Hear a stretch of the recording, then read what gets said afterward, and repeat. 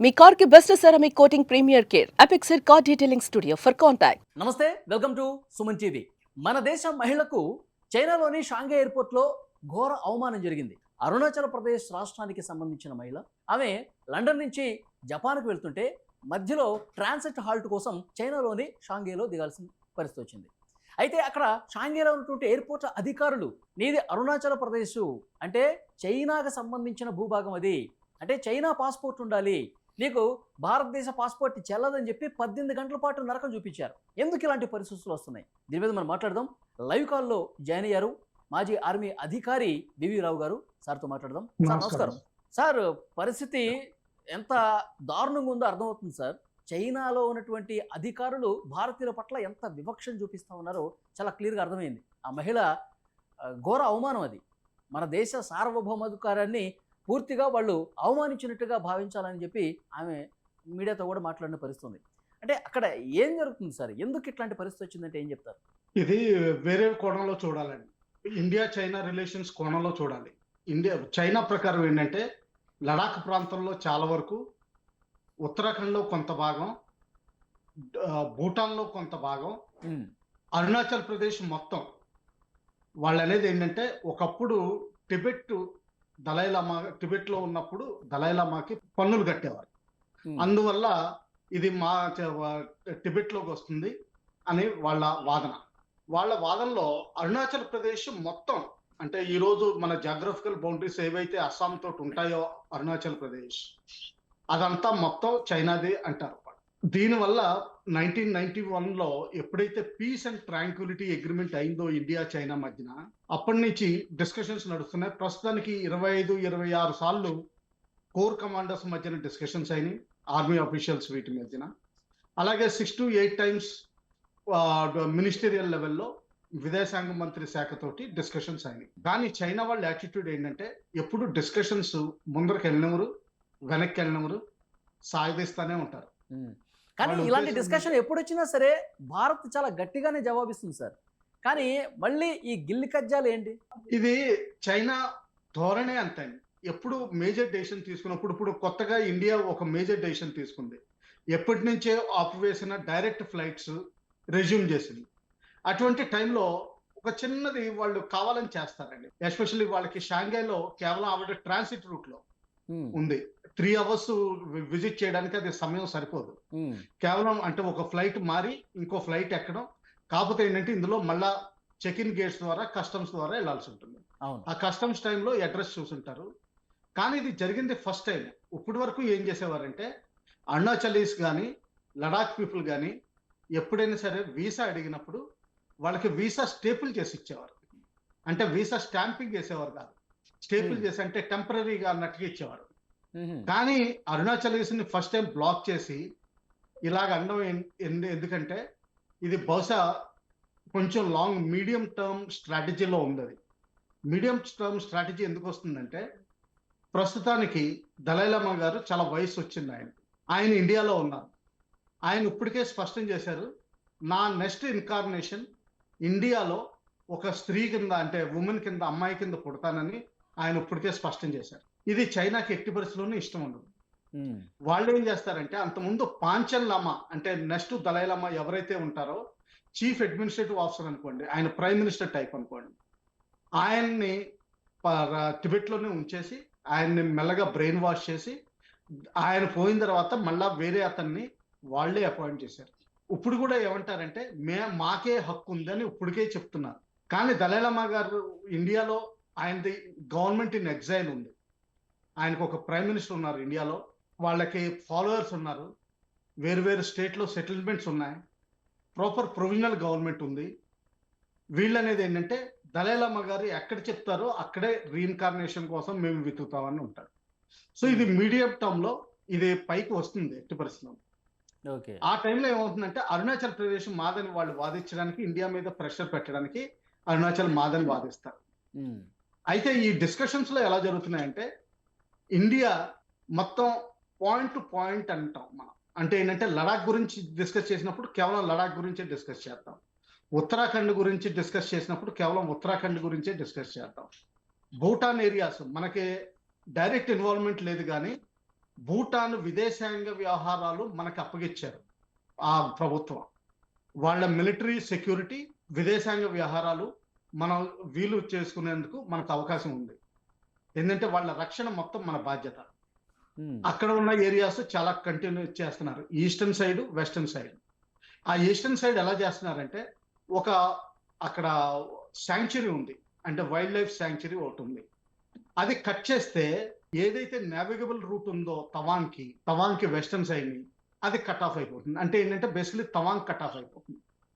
ఇప్పుడు కూడా తవాంగ్ వెళ్ళాలంటే మనం భూటాన్ ఈ కారిడార్ ద్వారానే వెళ్లాల్సి ఉంటుంది. కొన్ని నెలల క్రితం బంగ్లాదేశ్ ఆపద్ధర్మ అడ్వైజర్ చైనా వెళ్ళినప్పుడు చాలా తెలివిగా ఎవరో ఐఎస్ఐ డిక్టేట్ చేసినట్టు ఆ స్టేట్మెంట్ వదిలేరు. నార్త్ ఈస్టర్న్ స్టేట్స్ మా కంట్రోల్లోనే ఉంటాయి, ఎందుకంటే వాళ్ళకి సీ యాక్సెస్ మా ద్వారానే లభించాలి. అంటే ఏంటంటే చైనాకి కొంచెం గడ్డి వేశారు తినడానికి. అలాగే కొంచెం అరుణాచల్ ప్రదేశ్ ఎవరిదన్నదే ఆయన మాట్లాడలేదు. నార్త్ ఈస్టర్న్ స్టేట్స్ 7 అన్నారు. 7 అన్నది సిక్కిం లెక్క పెట్టుకున్నారా? మన దేశం అయితే సిక్కిం కూడా లెక్క పెడితే 8 వస్తాయి. ఆయన 7 అన్నారంటే అరుణాచల్ ప్రదేశ్ తీసేసినట్టు లెక్క. అంటే ఏంటంటే పరోక్షంగా అరుణాచల్ ప్రదేశ్ చైనాలో భూభాగం కింద లెక్క పెట్టారు ఆయన. సో ఈ విధంగా పొలిటిక్స్ నడుస్తున్నాయని, ఈ విధంగా కొంచెం హెరాస్మెంట్ చేస్తూనే ఉంటారు చైనా వాళ్ళు. అంటే సార్ ఇప్పుడు స్టేట్మెంట్లు వదలటం ఈ విధంగా వాళ్ళు పొలిటికల్గా కావచ్చు ఏదో నడుస్తూనే ఉంటుంది. కానీ ఒక మహిళని నిర్దాక్షిణ్యంగా 18 గంటల పాటు ఆ ట్రాన్సిట్ రూమ్లో కూర్చోపెట్టి ఇష్టారీతన ఆమె ఫుడ్ కూడా తెచ్చుకోవడానికి అవకాశం కల్పించకుండా నువ్వు చైనా పాస్పోర్ట్ తీసుకోవాల్సిందే, ఆమె యాక్చువల్గా జపాన్ వెళ్ళే విమానం ఎక్కాల్సి ఉంటే దాన్ని కూడా ఎక్కనియకుండా ఆపేశారు. చాలా ఘోరంగా అవమానించారు. దేశానికి జరిగిన అవమానంగా చూస్తూ ఉన్నారు చాలామంది. అంటే హయ్యర్ అఫీషియల్స్ నుంచి ఎలాంటి డైరెక్షన్ లేకుండానే ఇది జరిగిందని కూడా డౌట్ కూడా వస్తుంది. ఇటువంటి విషయాలు పైనుంచి హైయెస్ట్ డెసిషన్ పాయింట్ నుంచి లేకుండా ఉండవని వాళ్ళు టెలిఫోన్ లో కన్ఫర్మ్ చేసుకుంటారు. వెనకాల ఇమీడియట్ గా ఉన్న షాంఘై అంటే busiest airport in the China. Beijing అంటే అది బిజీగా ఉంటుంది, ఎందుకంటే అది కమర్షియల్ హబ్. మనకు బాంబే ఎలా ఉంటుందో వాళ్ళకి అలాగా.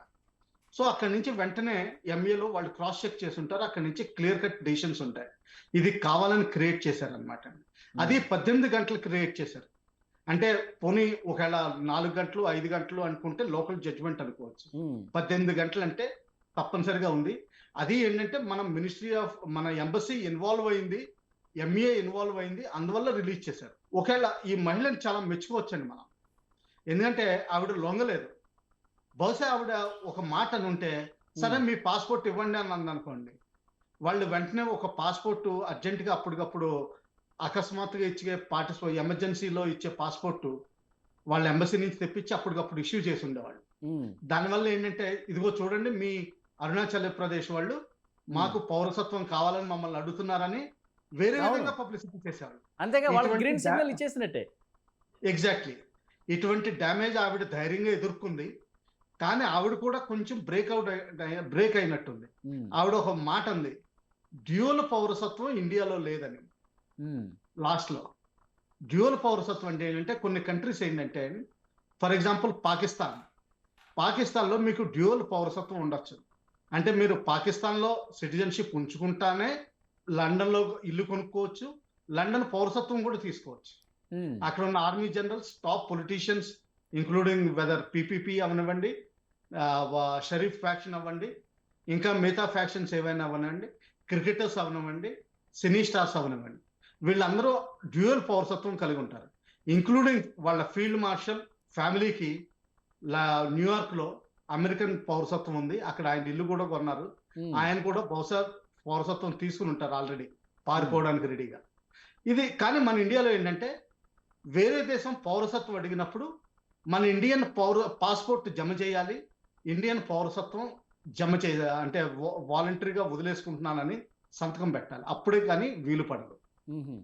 ఇది మన ఇప్పుడు దీనివల్ల ఆవిడ అన్న చిన్న స్టేట్మెంట్ అంటే బహుశా ఆవిడ, నేను అనుకోవడం ఆవిడకి నాలెడ్జ్ ఫుల్ గా లేదు ఈ మ్యాటర్స్ మీద, అందుకని కొంచెం లూజ్ గా అనేసింది.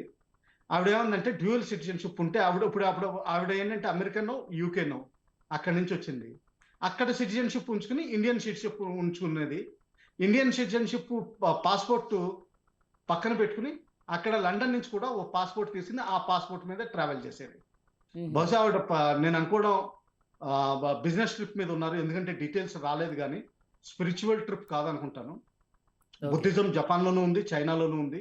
అరుణాచలీస్ మోస్ట్లీ బుద్ధిస్టులు ఉంటారు. ఆవిడ పేరు చూస్తే మాత్రం బుద్ధిస్ట్ రిలీజన్ అనిపిస్తుంది.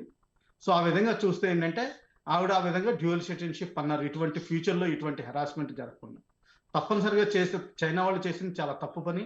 ఉమ్, కానీ ఇది వాళ్ళకే దెబ్బ. ఎందుకంటే ఇప్పుడు వరకు ఎప్పుడైతే లాస్ట్ షాంఘై మీటింగ్ అయిందో మోడీ గారు, పుతిన్ గారు, షీ జిన్పింగ్ గారు అందరూ కలిసి ఒక ఏకతాభావం చూపించారు అమెరికాకి. అవును. ఆ ఏకతాభావం తర్వాతే మన కొన్ని ట్రేడ్ రూల్స్, తర్వాత ఈ డైరెక్ట్ ఫ్లైట్ రూల్స్ ఇవన్నీ వచ్చినాయి. కానీ ఈ ఒక్క చేష్ట వల్ల వాళ్ళు మొత్తం గౌరవం పోగొట్టుకున్నారు. ఉమ్. వాళ్ళదే తప్పు, వాళ్ళు అంటే సార్ ఇప్పుడు అనుభవించే తప్పు. మళ్ళీ ఏంటి వ్యవహారం మొదటికి వస్తుందని చెప్పి ఏమైనా భావించాల్సిన పరిస్థితి ఉందా? ఇప్పుడు అంత ప్రశాంతంగా ఉన్న సమయంలో ఇలాంటివి చేయటం వల్ల, లేదు ఎప్పటికైనా సరే మెడ మీద కత్తి పెట్టినట్టే చైనా వ్యవహార శైలి అని భావించాల్సినటువంటి పరిస్థితి ఉందా? మనకి ఆపరేషన్ సింధూర్ ఇంకా నడుస్తుంది. మొన్న ఈ మధ్యన ఇన్సిడెంట్స్ అయినాయి లాస్ట్ 15 days లో. సో దీనివల్ల ఇండియా దానికి లింక్స్ పాకిస్తాన్కి దొరుకుతున్నాయి. ఇండియన్ గవర్నమెంట్ స్టేట్మెంట్ ప్రకారం దీనికి బుద్ధి చెప్పాల్సిన అవసరం వచ్చింది. సమయం సందర్భం చూసుకుని తప్పనిసరిగా చేస్తారు. దాంతో పాటుగా రాజ్నాథ్ సింగ్ గారు సింధ్ గురించి ఒక ఎప్పటి నుంచో ఉన్న పాపులర్ ప్రస్తావనని బయటికి తీసుకొచ్చారు. సింధ్ ప్రాంతం ఇండియాలోనే ఉండిపోవాలనుకుంది, ఏ రోజుకైనా సరే తిరిగి చేరుతుందని ఆశిద్దాం అన్నట్టుగా ఆయన మాట్లాడారు. దీన్ని చూసి కొంత ఏంటంటే వాళ్ళు డిప్లొమాటికల్లీ అన్ని అబ్జర్వ్ చేస్తూ ఉంటారు. వాళ్ళ టాప్ ఇంటెలిజెన్స్ అఫీషియల్స్ వీళ్ళందరూ ఒక డెసిషన్ తీసుకున్నట్టున్నారు. ఎందుకంటే ఇప్పుడు పాకిస్తాన్ అమెరికా వైపు మొగ్గు చూపిస్తుంది. కానీ అమెరికా అంటే కొంచెం F-16 స్పేర్స్ ఇవ్వగలదు, కొన్ని మిసైల్స్ ఇవ్వగలదు, కొంత డబ్బు సప్లై చేయగలదు. కానీ ఇండియా ఒకవేళ పాకిస్తాన్ మీద అటాక్ చేస్తే డైరెక్ట్ ప్రెషర్ చైనా తీసుకురావచ్చు.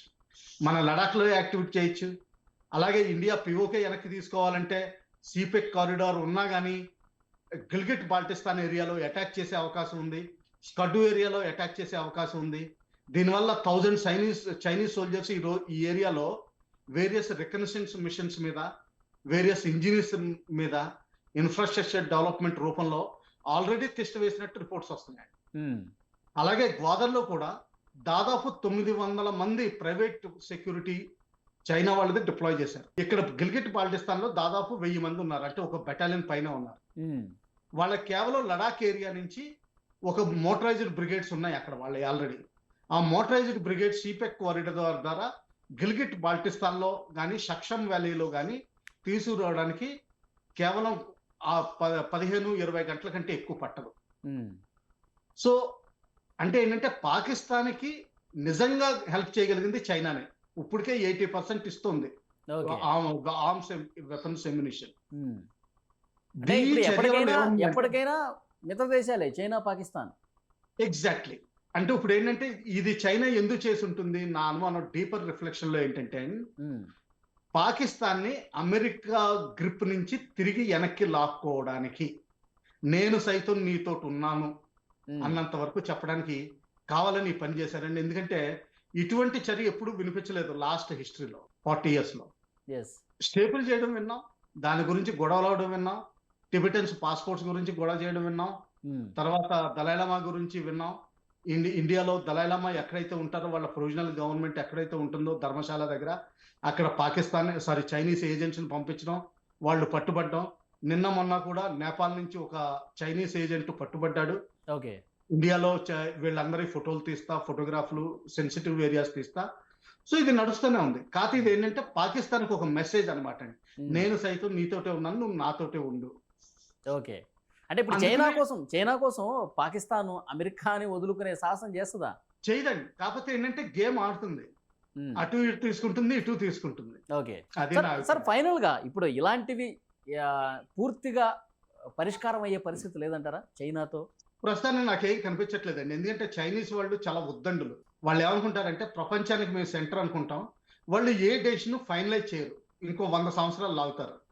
ఇండియా చైనా మధ్యన ఉన్న బోర్డర్ ఇష్యూస్ వాళ్ళు ఎప్పుడు సరేలే ఇక్కడికిక్కడ కట్ చేసుకుందాం అంటే, మన ఇండియా ఏమంటుందంటే సరేలే మీరు అంటే ఒకప్పుడు డిస్కషన్స్ పాయింట్లో మొత్తం సెక్టర్ వైజ్ మాకు తేల్చండి, డెసిషన్స్ తీసుకుందాం అంటారు. వాళ్ళే అంటారంటే అరుణాచల్ ప్రదేశ్ మీకు వెనక్కి ఇచ్చేస్తాం కావాలంటే, లడాక్ మాకు ఇచ్చేయండి అంటున్నారు. అది వాళ్ళ ఇది. అందుకని వాళ్ళు హోల్ ప్యాకేజ్ డీల్ అంటారు. సో ప్యాకేజ్ డీలా, స్పెసిఫిక్ డీలా, ఇది ఎప్పుడు రిజాల్వ్ అవ్వదని నా దృష్టిలో ఏంటంటే ఇది నడుస్తూనే ఉంటుంది ఫ్యూచర్. జాగ్రత్తగా ఉండాలి మనం. వాళ్ళ ఇంటెలిజెన్స్ గ్యాదరింగ్ కూడా తిప్పికొట్టాలి. అలాగే వేటకెళ్ళే చాలా మంది వేటకెళ్ళే అరుణాచల్ ప్రదేశ్ లో వేట మామూలుగా ఆడతారు ట్రైబల్స్. ఆ ట్రైబల్స్ ని అరెస్ట్ చేసుకోకుండా చూసుకోవాలి. మనం నిఘా పెట్టాల్సిన అవసరం ఎంతో. మనం అప్రమత్తంగా ఉండాల్సిన అవసరం అయితే చాలా స్పష్టంగా కనిపిస్తుంది. ఎగ్జాక్ట్లీ. మంచి ఇన్ఫర్మేషన్ ఇచ్చారు. థ్యాంక్ యూ వీవరా గారు. నమస్కారం.